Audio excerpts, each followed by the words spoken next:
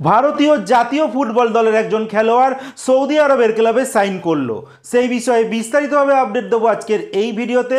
জানাবো রোনাল্ডো আজকে AFC champions league 2 এর ম্যাচ খেলতে নামছে এফসি গোয়ার বিপক্ষে, তার বিষয়ে বিস্তারিতভাবে আপডেট দেবো আজকের এই ভিডিওতে।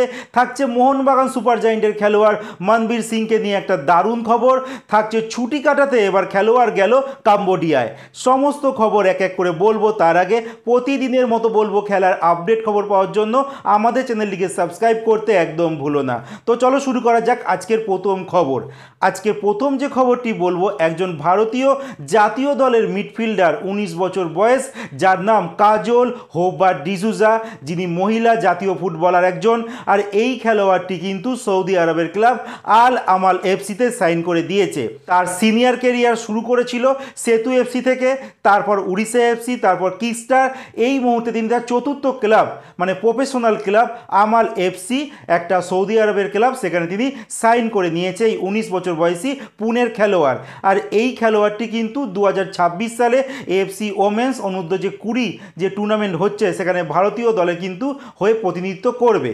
এর পরের যে খবরটি দেবো, মোহনবাগান সুপার জায়েন্টের একজন নির্ভরযোগ্য পাঞ্জাবি খেলোয়াড় যার নাম মনবীর সিং, তিনি গতকালকে বাবা হয়েছে। আর তার ওয়াইফ, তিনি জন্ম দিয়েছেন একজন পুত্র সন্তানকে, আর যার নাম মনবীর সিং রেখেছে জয়বীর সিং। মানে তার নাম মনবীর সিং, তার পুত্রের নাম হলো জয়বীর সিং। তো এই মুহূর্তে সোশ্যাল মিডিয়ায় সেই খবরটা তিনি শেয়ার করেছেন, আর তার একটা ছবি তিনি পোস্ট করেছে, যেটা আমি স্ক্রিনে দিয়ে দিয়েছি, তো তোমরা সেটা দেখতে পাচ্ছ। এর পরের যে আপডেটটি দেবো, ক্রিস্টিয়ানো রোনাল্ডো আজকে এএফসি চ্যাম্পিয়ন্স লিগ 2 এর ম্যাচ খেলতে নামছে ভারতের ক্লাব এফসি গোয়ার বিপক্ষে। আর এইটা কিন্তু আল নাসেরের হোম ম্যাচ।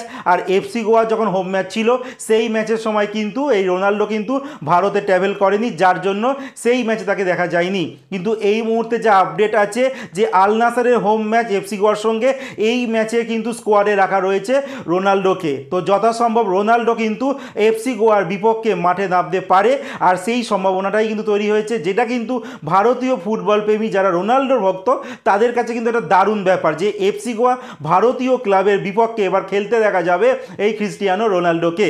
এরপরে যে শেষ যে খবরটি বলবো, ইস্টবেঙ্গলের ফুটবলার কেভিন সিভিলি একজন আর্জেন্টাইন ডিফেন্ডার।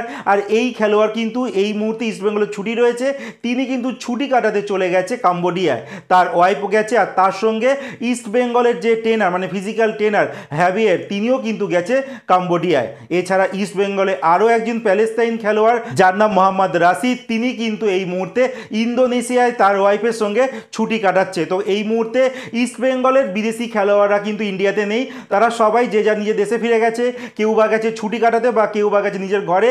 আর স্বদেশি খেলোয়াড়দের কথা যদি বলি, এই মুহূর্তে ইস্টবেঙ্গলে তারাও অনেকে বাড়ি ফিরে গেছে, কারণ ইস্টবেঙ্গলের সুপার কাপের সেমিফাইনাল ম্যাচ রয়েছে সেই সম্ভবত ডিসেম্বর মাসের 3 তারিখে, যার জন্য এই যে মাঝে যে সময়টা আছে এই সময়টা কিন্তু তারা পরিবারের সঙ্গে কাটাতে বাড়ি ফিরে গেছে।